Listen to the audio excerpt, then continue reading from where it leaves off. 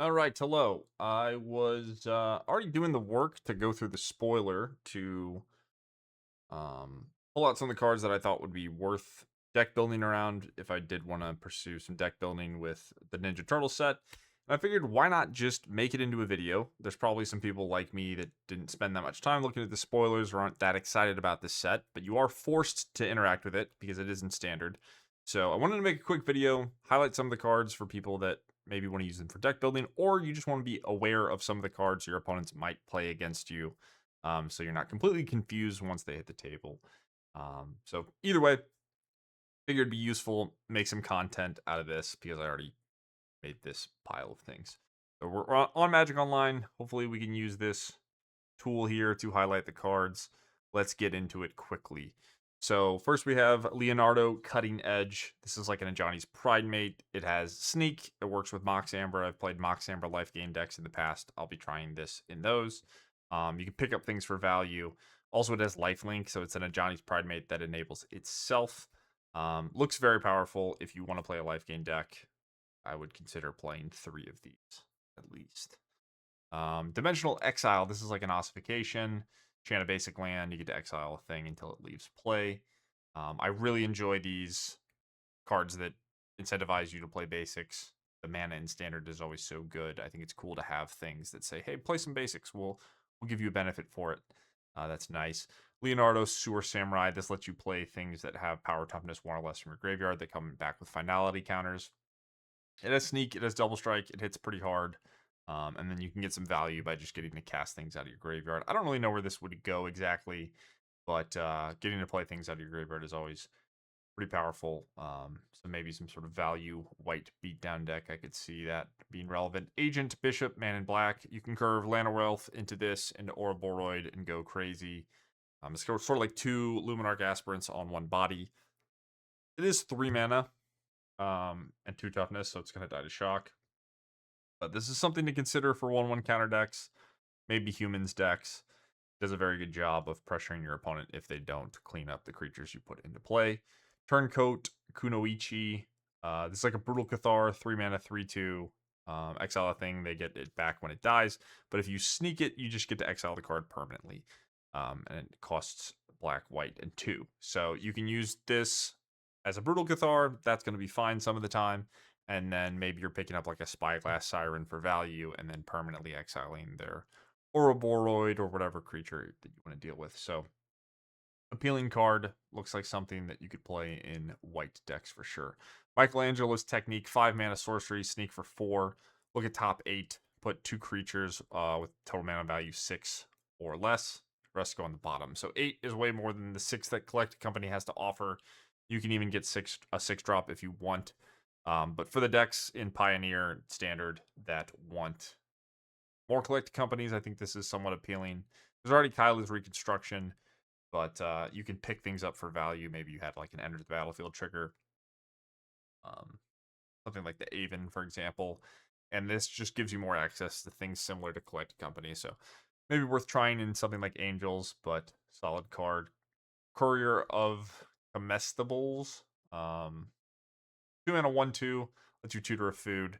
There are some food cards in standard and in this set that are maybe worth picking up. Decent value, decent rate.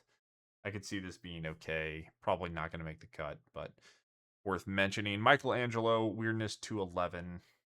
What the hell is Versus Beyond? I don't know what that name is. Probably joke with the show. 2 mana, 1/1. Enters, create a mutagen token. Mutagen token is pay 1, sack it, 1/1 counter. And then it's Hardened Scales. So another legend for Mox Amber. Fits well in Hardened Scales deck. Is a creature to get buffed itself. Plays well with the next card we'll skip to, which is Mutagen Man, Living Ooze. So this is X green green. This plays well with Nykthos or Devotion. It's double pips on curve, and then it's a mana sink for later. It says when it comes into play, make X mutagens, and then activated abilities of artifact tokens cost 1 less, so you get to sack your mutagens for free. So this fits perfectly into like a Hardened Scales deck. Maybe you could do something with this in standard. Probably worth trying in Pioneer. The Hardened Scales decks just never really show up, but it is another legend for Mox Amber as well. So nick those things. Lots of different spaces to explore with this one. Leatherhead, Swamp Stalker, 4 mana 5/4 trample, comes into play with a hexproof counter. When it deals damage, remove the counter if you want, and then destroy artifact or enchantment. So that's Monument, that's Quarry Steelcutter, that's Unholy Annex, that's Fable the Mirror Breaker. A lot of great targets for this. But a baseline rate of 4 mana 5/4 trample hexproof is really good. So this card might just be playable as like a green shield or just like a big idiot that murders your opponent and does stuff that your opponent does not want to have happen. Card seems very good and particularly good against Is It Lessons, for example. Now we have Super Shredder, 2 mana 1/1 menace legend for Mox Amber. When another permanent leaves the battlefield, so even by bounce, like you could play this in a this town ain't big enough deck, for example. Whenever you Yorion, this thing's gonna get way bigger. Works with fetch lands for the older formats. Works when you kill your opponent's things. So you kind of just blink and this thing will grow. Is it good enough? I'm not sure, but it seems appealing enough for us to talk about. So keep an eye out for that one. Shredder's Technique. 3 mana sorcery, sneak for 1, destroy creature enchantment. If you kill an enchantment, you lose 2. Another way to get value, pick up your Spyglass Siren. I don't know if this is going to be worth playing over just like a 2 mana removal spell, but the fact that it blows an enchantment I think is a pretty big deal, and it gives people a way to deal with artist's talent for 1 mana potentially, so that's nice. Donatello, Gadget Master, 3 mana 3/2, sneak for 2. When it deals damage, copy an artifact. Cute effect, probably not going to be good enough, but works well with Spyglass Siren, I suppose. Donatello's Technique, Divination, sneak for 1. Um, pretty powerful, appealing. Maybe this fits in your Ornithopter deck or whatever if you want to draw some cards.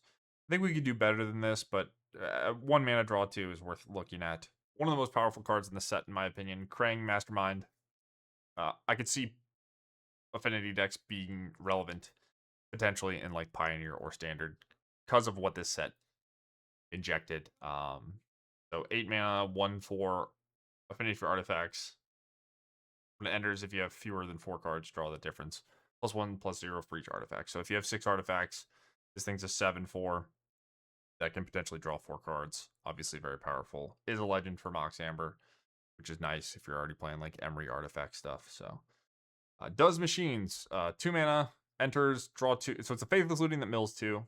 It could get bounced. It can get Yorion. It could get sacked to Enigmatic Incarnation. Enables Graveyard. Enables Delve. Does a lot of work to get 4 cards in the graveyard. Level 2, 2 mana. Return 2 artifacts. So maybe you're milling or discarding artifacts. You get them back. Good value. You can pick up your Quarry Steelcutter, your monuments. At the beginning of combat on your turn, you get a Tezzeret ultimate. So make an artifact a 3/3 or give it 3 counters. So this card looks powerful as well. Does a lot of things. Maybe too slow for the way Magic works nowadays, but very appealing looking card. Mondo Gecko, 3 mana, 2/3. This card becomes color your choice, hexproof from that color. So it can protect itself if you have extra mana. This could work with like Cauldron. And then it says when it deals damage, draw a card for each color among permanents you control. So if you're playing a multicolor deck, this thing can draw a bunch of cards. You can also just loot your hand. You can just make it all the colors and draw 5. Pretty powerful effect. Not very good against Nowhere to Run, but something worth keeping an eye on. Wouldn't be surprised if this thing does not make the cut. But has a lot of good things going for it. Get into the red. Let's do artifacts first. Ravenous Robots. Like a young Pyromancer for artifacts. When you cast an artifact, you get 1/1. This is going to fit into potentially all the formats, I guess. If maybe not good enough for Modern, but in Pioneer, I can see this being appealing. You play a Springleaf Drum, you play an artifact. That's going to get you to a higher affinity account pretty quickly. Works well with the 0 mana artifacts like Mox Amber. Helps you set up your affinity stuff. We got a Functional Cranial Plating reprint. Improved Arsenal, 2 mana. +1/+0 for each artifact.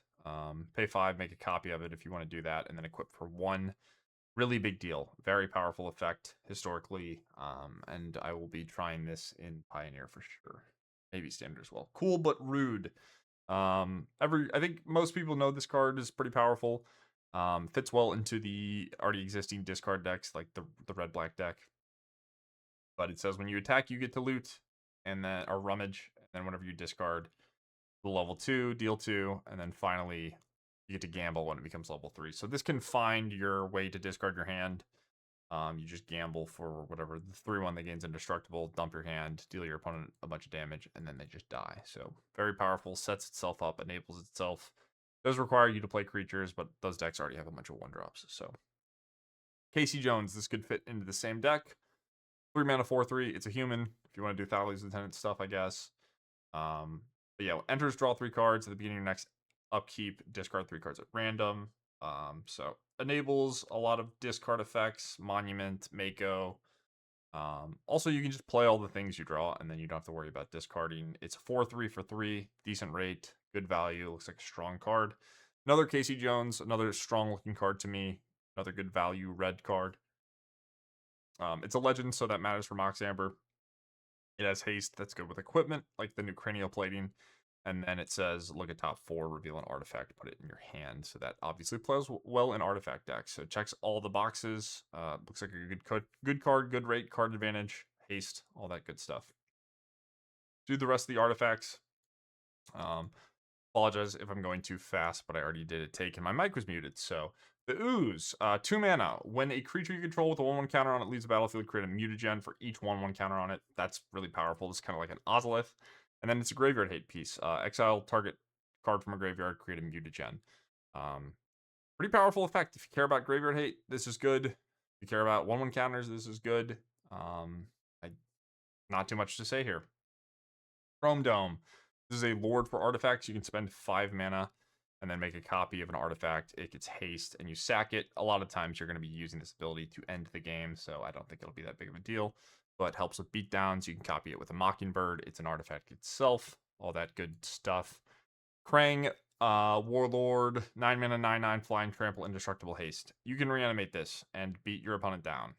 Does the same thing to your other artifacts. Probably not that relevant. But there's Zombify.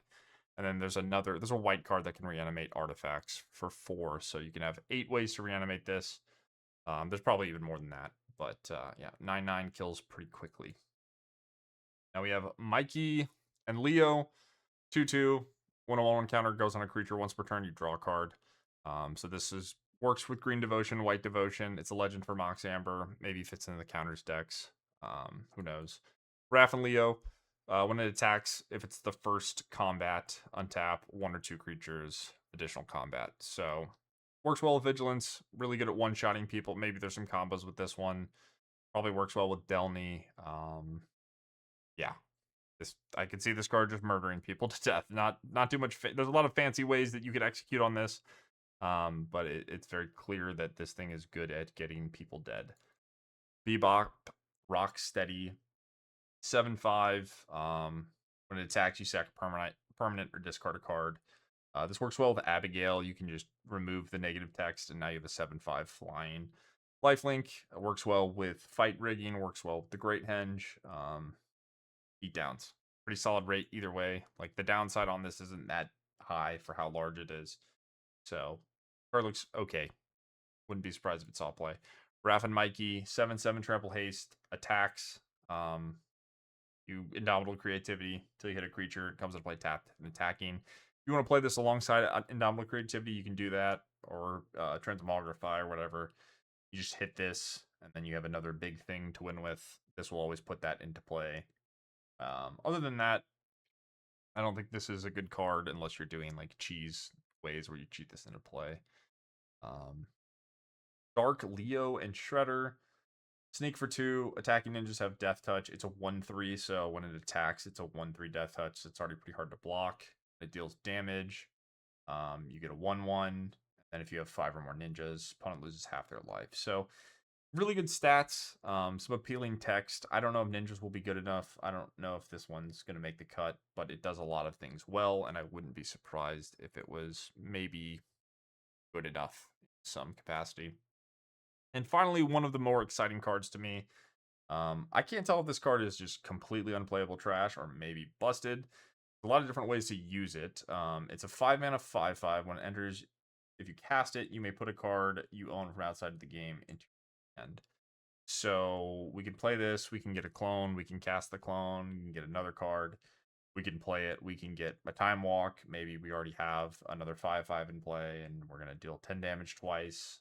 You can play it and get a stubborn denial, and just have a counter spell up. There's a lot of different things you could do. It's just a good value card. It's probably not playable because it's a 5-mana 5/5. Um, but it can let you get anything. It just kind of says enter the battlefield cheat. Um, so cool design. Like I said, I hope that it doesn't end up being too good, because I think if it is good, it will probably result in people playing this, untapping, and winning the game. Um, but I think in a lot of cases, if you just deal with the 5/5, you'll be fine. Um, so yeah, I think that's it. Just wanted to make a quick video going over some of the cards. You can skip the rest. I have some honorable mentions over here. You can read them, I guess, if you want to pause. I'm not going to go over all of them. But yeah, I figured this might just be some useful content. I already did the work for myself, so why not just make a video anyway? And yeah, overall, I think I don't like the set personally. I'm totally okay if you like it. I hope you like it. Um, but this is kind of like a UB that I appreciate, where you don't get to fully ignore it, right? That's not really how this works or is intended to work, but it seems like it's not exactly like an Avatar where the cards are really busted and you have to know what they all do. They're going to define the format. I don't think there are too many cards that are going to do that in this set. The power level seems a little bit lower, which I appreciate for a UB set. But either way, hope you guys enjoyed the video. Feel free to drop a like. Let me know. Give me any feedback on anything. Um, should be it. All right. Hope you guys enjoyed, and I will see you in the next one. Peace.